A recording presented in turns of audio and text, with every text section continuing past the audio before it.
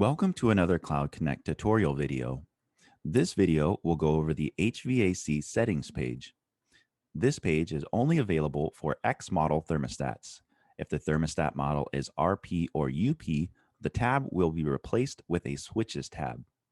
From the HVAC settings page, the installer menu can be accessed to configure the equipment type on the thermostat, as well as sensor and lock screen options. Some of these settings can also be set from the thermostat faceplate using the touchscreen. The first option is to set whether the equipment is conventional, meaning gas electric, or if it is a heat pump. Moving this switch will change the next three options as well as the last couple options to reflect the equipment type. When the switch is set to conventional, the next three options will be number of cooling stages, number of heating stages, and whether the equipment is gas or electric. When the switch is set to heat pump, the next three options are number of compressors, auxiliary or e-heat options, and whether the equipment is normal or dual fuel. First, let's take a look at the conventional options. The number of cooling and heating stages corresponds to the number of stages the equipment has.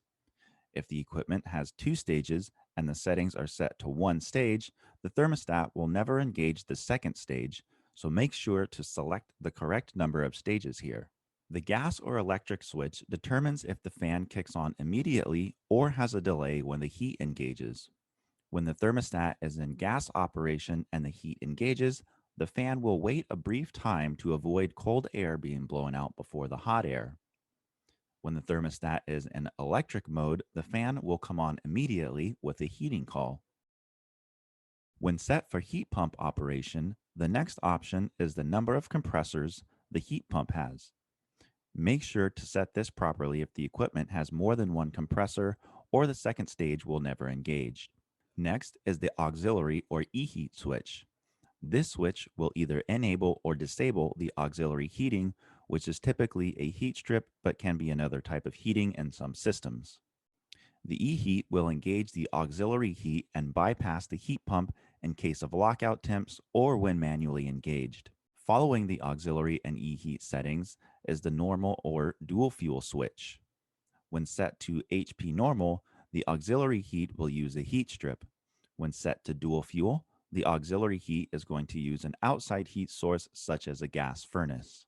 The next option down is the minimum on time. This is the minimum amount of time the equipment will stay on once it engages a heating or cooling call. The default is 0, however, it can be set up to 5 minutes in 1-minute increments. The minimum off time is the next option, and it sets the minimum amount of time the equipment will stay off after a heating or cooling call. These two options will help prevent short cycling and save wear and tear on the equipment, as well as help with energy saving. After the minimum on and off setting is the adaptive recovery option. When the adaptive recovery is on, the thermostat will determine how long the equipment takes to heat the space and begin ramping up conditioning prior to a set point change. What this does is to ensure that the space is at set point when the next schedule fires, instead of beginning the conditioning when the set point fires. Setting the switch to off will disable this feature. Remote sensor averaging will select either taking a reading only from any connected indoor remote sensors or averaging the temperature between the remote sensor and the onboard sensor in the thermostat. Setting to remote only takes readings only from the remote sensor, and setting to remote plus T-stat will average between the two. If there are no remote sensors connected to the thermostat, the reading will default to the onboard sensor no matter where the switch is set. Next is the temperature override range during lockout. This will determine how much deviation from the scheduled set point can be made with an override when the thermostat faceplate is locked out. This only applies to changes made from the thermostat faceplate. This can be set between 2 and 8 degrees Fahrenheit in 1 degree increments. If the thermostat is unlocked, the override can be pushed up or down as far as the occupant wishes and will run for the duration of the override timer setting on the configuration page. The temperature calibration offset is next. This allows the thermostat temperature reading to be adjusted plus or minus 5.4 degrees Fahrenheit in 0.2 degree increments. Next are the fan purge settings. This will tell the fan how long to run after the equipment shuts off, allowing all the conditioned air to be pushed through the system.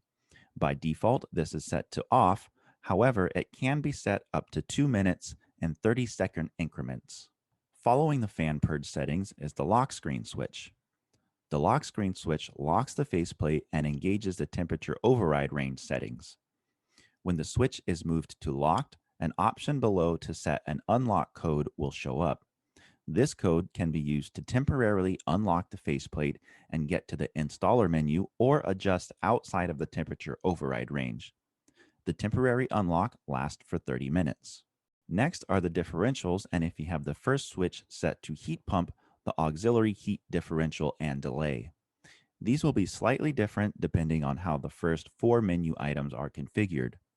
The differential is how far the temperature is allowed to drift away from the set point before the equipment engages again to bring it back to set point.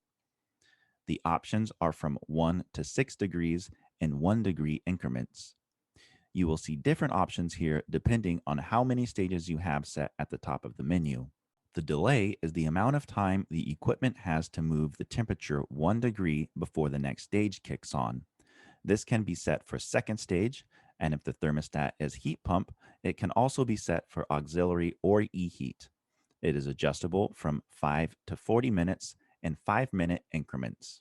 Once the configuration has been completed, click the Update Configuration button to apply the changes. To reset changes you've made on the page, click the Reset Configuration button. That's all for this video. Thank you for watching, and stay tuned for more tutorials.